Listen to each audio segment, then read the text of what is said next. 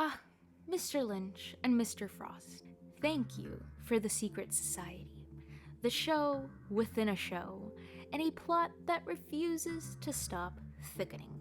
Hey everyone, I'm Nikanak, and I make videos about everything I question and overthink, and today we're breaking down episode 4 of Twin Peaks, aka Rest in Pain. So without further ado, let's get into it. Yes, we are ignorant of many beautiful things. Now, the log lady opens with sadness, and she ties it into not knowing. She says we're ignorant of so many things, even the truth. Then she starts talking about tears and what a tear even is, and the fact that we literally have tear ducts built in for when sadness hits. And then she asks the question that always shows up when someone's grieving. Is this ever going to end? The kind of sadness that makes you cry your heart out? Does it ever stop? And she answers it, yes, one day it ends. Now, hearing that before watching Rest in Pain feels very pointed, but then again, everything the log lady says feels extremely pointed, because this episode is about truth showing up and about how people are reacting to it in very different ways, I guess. So the question I have for myself is, who's about to get hit with the hard truth? And when we see tears in this episode, whose tears are real and whose are a performance? Now, the episode begins at the Great Northern. Audrey sees Cooper walking down the hallway and she goes right up to him. And then he asks her to write her name on a piece of paper. Now, once she does that, he compares her handwriting to the note that was slipped under his door. Knew it! Audrey admits it was her.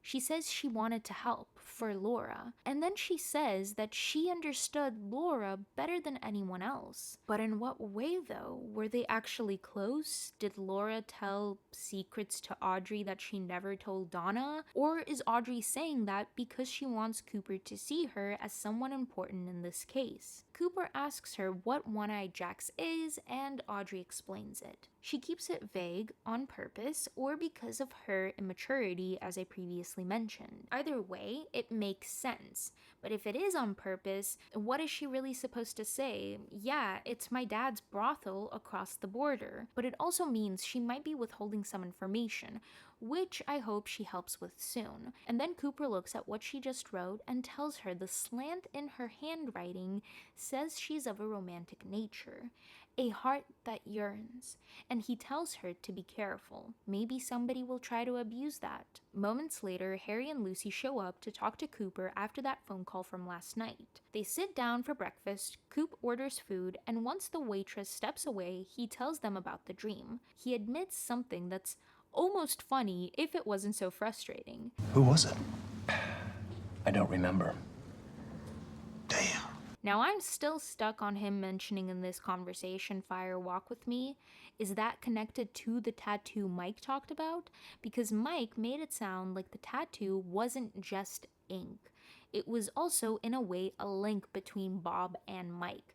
So if Fire Walk With Me ties into that, then that's huge. Now, shortly after, Harry gets a radio call that there's a fight at the morgue. They get there, and Albert is going at it with Doc Hayward about releasing Laura's body for the funeral. It turns into this full-on argument, and Albert's being Albert, which we saw in the previous episode, which means he's insulting everyone in the room. Harry finally snaps and punches him, and Albert goes down right onto Laura's body. Cooper then steps in and basically tells Albert to release the body and to work with what he already has. Now later, Cooper and Harry meet Albert for the report, and Albert tells them that Laura had cocaine in her system, apparently it was a problem, and he also says based on what he found, it looks like she's been tied up on 2 separate occasions that night, which is also interesting because then Cooper remembers the line that Laura, or the fake Laura, or the other Laura, or Dream Laura,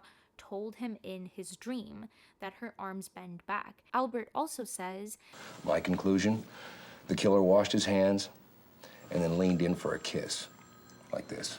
And I think either Laura was romantically involved with the killer, or at least the killer knew Laura, and possibly Laura knew him back. There were also claw marks on her shoulders. An animal.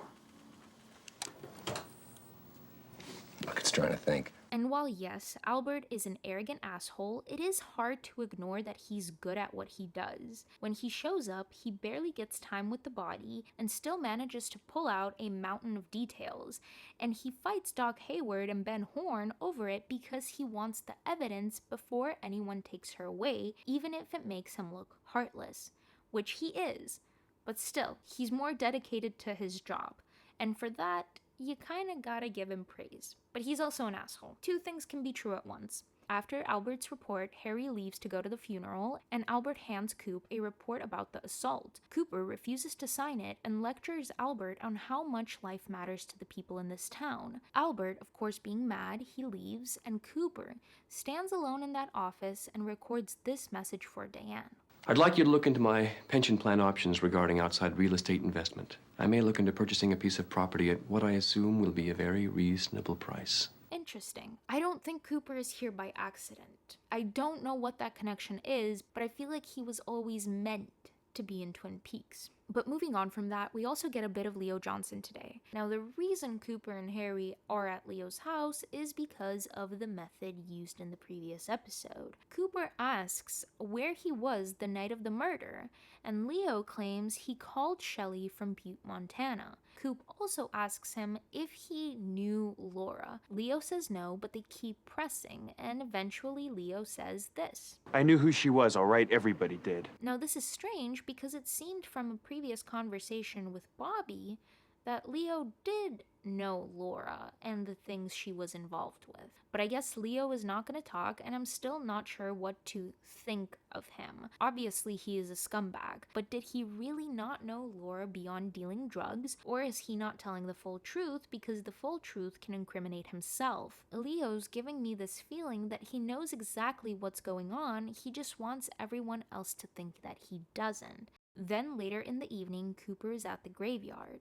And, surprise, surprise, Dr. Jacoby appears in this hat and cloak with a garland of flowers looking like the Merchant of Death, and Cooper approaches him. Coop points out that he didn't see him at the funeral, to which Jacoby goes into this sob story about him not caring about the town, and Laura changed that, and this is where I'm still not buying it. How did she change that? What did she do that made it change? What was your relationship like again?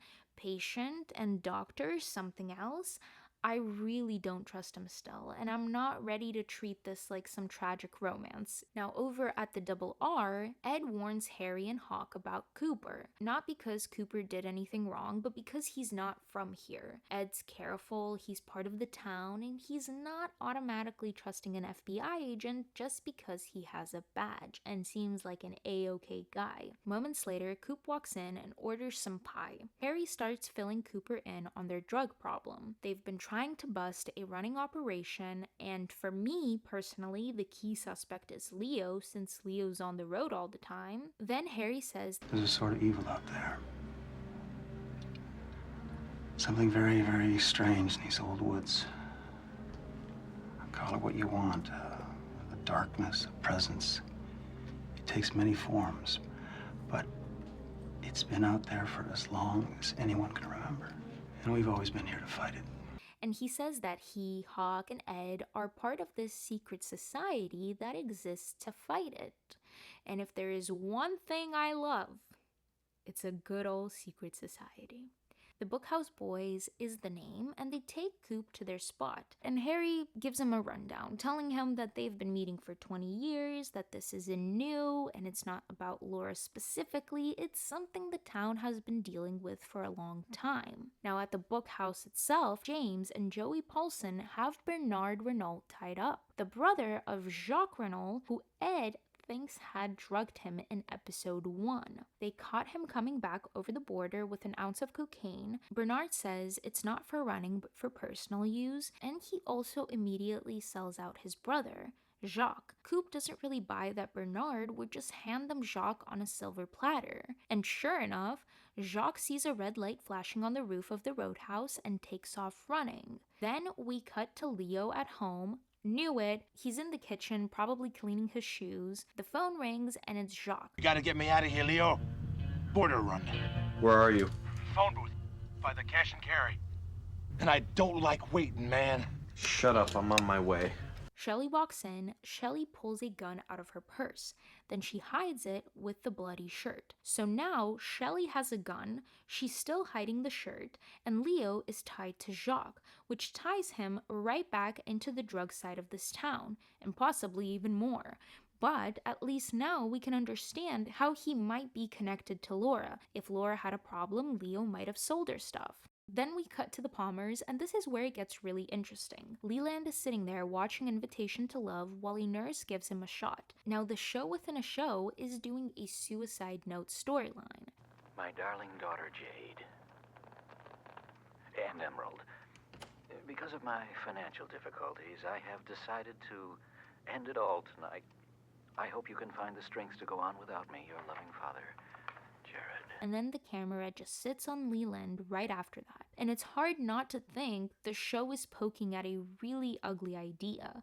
Is Leland in that headspace too? Because grief like this doesn't just make you sad, who knows? Then the doorbell rings. A young woman shows up who looks exactly like Laura, just with glasses and different hair. Now, why does she look like Laura? I know there's the obvious real world answer because it's the same actress, but is this Laura, the Laura we know, taking on another identity? The creators, the producers, everyone who worked on the show chose her to make her Laura's double. They didn't have to. They could have introduced any cousin. So why this cousin? Why this face? Hello, this is Editing Nika. 3 things. 1 is that Shelly in An Invitation to Love. 2, in Coop's dream, the little man tells him that Dream Laura is his cousin, and then Maddie appears. Is that what he was referencing? And 3, the little man also tells Cooper that his favorite gum will come back in style. Like, people will start chewing it again. It will become popular.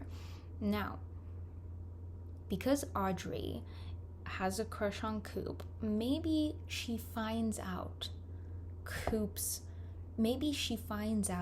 favorite flavor of gum and starts buying it in bulk.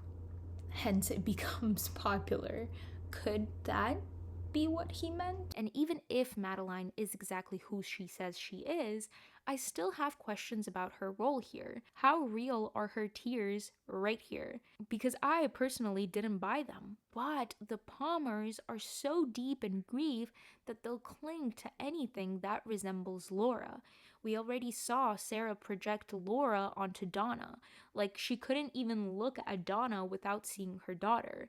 So it's not hard to imagine Madeline getting pulled into that same position, whether she wants it or not. Madeline also made me think about the whole evil twin trope. Lighter hair versus darker hair, same face, different version. And I'm not saying Madeline is evil, I'm just saying Twin Peaks knows exactly what it's doing by introducing her this way. Then we get the funeral from the Palmer side, and it's just brutal. Leland completely collapses on the coffin, and the crane lifts him up and lowers him back down. Sarah begs him not to ruin this too, and I personally need to know what she means by this too. Is she talking about the picture frame from the night before, or something else? Later, however, Leland is at the Great Northern and tries to get someone to dance with him, and nobody says anything. Everybody's just calling him weird or looking at him weirdly. And he breaks down again.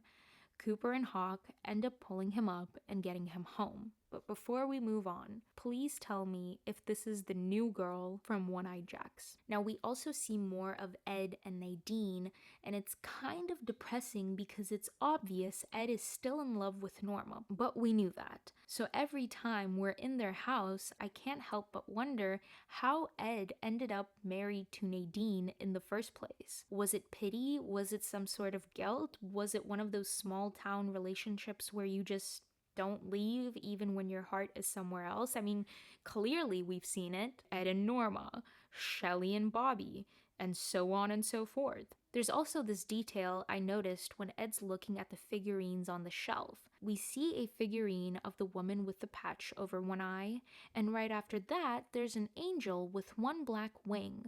Like one wing broke off and somebody replaced it with a black feather. Now I might be overthinking with the figurines, but it did make me wonder if Nadine does that on purpose. Like she's taking these little objects and making them match her.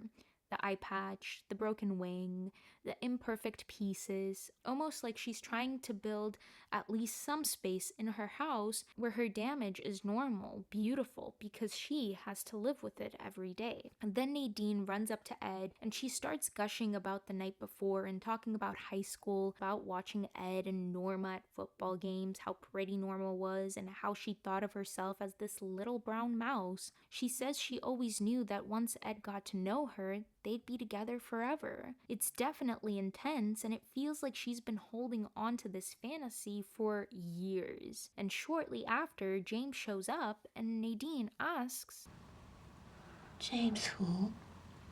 And this was a little bit surprising because this is Ed's nephew. It's also interesting how we've never seen these two characters interact ever before, up until this episode, and even that I wouldn't call interaction. She just saw him in the house. Another question I have, is Nadine having a memory lapse? Is that just her being in her own world, or did something happen to her medically at some point? And previously speaking of Norma, we find out that her husband, Hank, might be released soon from prison because he is showing good behavior. We also learn that her husband is homicidally jealous, and it makes me wonder how that will play out in the future. Is Hank like Leo? Can Norma potentially see a little bit of herself in Shelley? Now, a little bit earlier, I also talked about tears. The log lady talked about it, then we talked about Madeline's tears, but in this episode, I do feel like there were real tears. Donna cried and I believed it, James shed a tear and I believed it, and honestly, even Bobby, which surprised me. Now, before the funeral, we see Bobby in a suit stretching in front of a crucifix. His dad, Major Briggs, tries to pull him into a serious talk about responsibility and how you show up to something like this. And Bobby just sits there messing with his lighter. The Major tells him he doesn't need to be afraid, and Bobby snaps back, yelling. Now, it's pretty understandable how a passing of wisdom conversation like this with his father could have made him react like that, because time and place, and also his dad keeps trying to press proper behavior onto him like a uniform, and Bobby, for lack of a better phrase I guess, doesn't have the language for grief, so he goes into what's known to him, anger. And later at the service, Johnny Horn yells amen, and then Bobby yells it too. He stands up and says the thing nobody else will say out loud. He tells the whole town Laura was in trouble and everyone knew it. Nobody helped, and he doesn't let himself off the hook either. Then he goes even harder. You want to know who killed Laura? You did! We all did. And honestly, I'm still torn on how to read this, because it does sound like guilt, right?